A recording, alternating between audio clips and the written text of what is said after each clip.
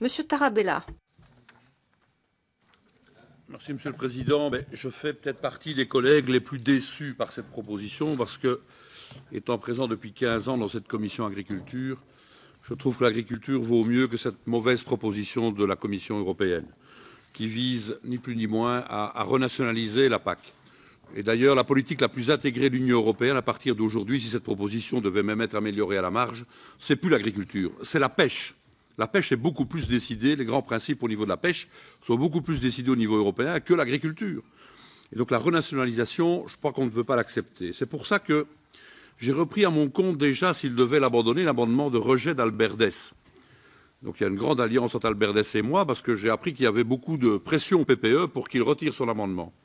Et je trouve que la tentative de Michel Dantin, à laquelle j'adhère, d'essayer d'améliorer les choses, est probablement quelque chose d'intéressant. Donc on ne doit jamais rejeter les propositions intelligentes et intéressantes.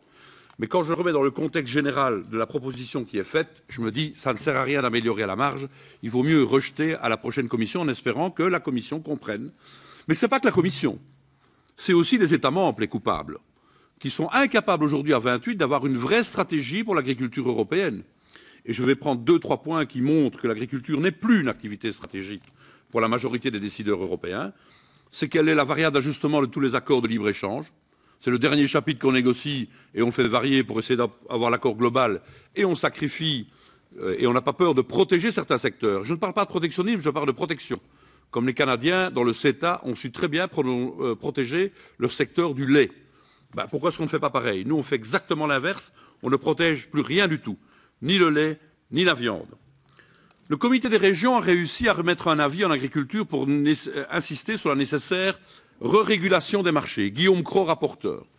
On n'est pas capable de faire ça ici non plus. Re-réguler les marchés m'apparaît être une nécessité parce que c'est ce qui fait fuir le revenu des agriculteurs. Ils ne sont plus rémunérés correctement pour leur travail, puisque les cours plongent. Dernière libéralisation en date, le sucre, la betterave. Eh bien, les prix ont chuté à 23 € par tonne. Évidemment, quand on libéralise et qu'on supprime les quotas, les prix plongent. L'agriculteur n'est pas vainqueur, c'est l'agroalimentaire et les grosses sociétés multinationales qui y gagnent, à tous les coups. Alors, le commissaire nous parle de mécanismes assurantiels. Arrêtons de rire. Les risques marchés sont inassurables. Ou alors, ça va coûter très cher. Et l'argent de la PAC va partir chez les assureurs. Est-ce que c'est ce qu'on veut? Je ne pense pas. Voilà pourquoi aussi, je vais voter contre et rejeter cette proposition en bloc. Parce que le couplage, le recouplage, tous les autres grands producteurs mondiaux recouplent une partie de leurs aides. Et nous, on a peur, on ne veut pas le faire. Or, le recouplage est nécessaire et là où il existe, et je pense à la Finlande, au Portugal et au sud de la Belgique, là où ces aides couplées existent, c'est pour justement maintenir une activité agricole dans des territoires plus démunis, moins riches. Et donc, c'est encore le seul outil qui nous permet de garder une agriculture liée au territoire. Et on veut le limiter et le marginaliser. Voilà pourquoi les écoprogrammes, c'est intéressant, mais il faudrait les simplifier une bonne fois pour toutes et que l'agriculteur sache ce qu'il peut faire et ce qu'il ne peut pas faire, et ce qu'on va l'encourager à faire et ce pourquoi on va le rémunérer.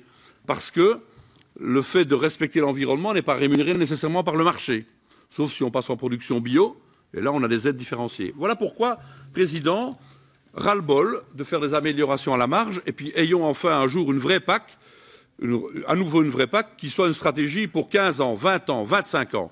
Et pas des réformettes tous les 5 ans. Le monde agricole a besoin d'une vision à long terme et on ne lui donne pas satisfaction. Nous, on raisonne en termes de temps politique parce qu'on a des élections tous les 5 ans et une nouvelle commission tous les 5 ans. Voilà pourquoi je ne peux me résoudre qu'à, et je ne parle pas au nom de mon groupe, beaucoup m'en veulent dans mon groupe pour parler ainsi, mais après 15 ans, ras-le-bol, voilà pourquoi il vaut mieux rejeter la proposition qui nous est faite, en tout cas au niveau des mesures stratégiques.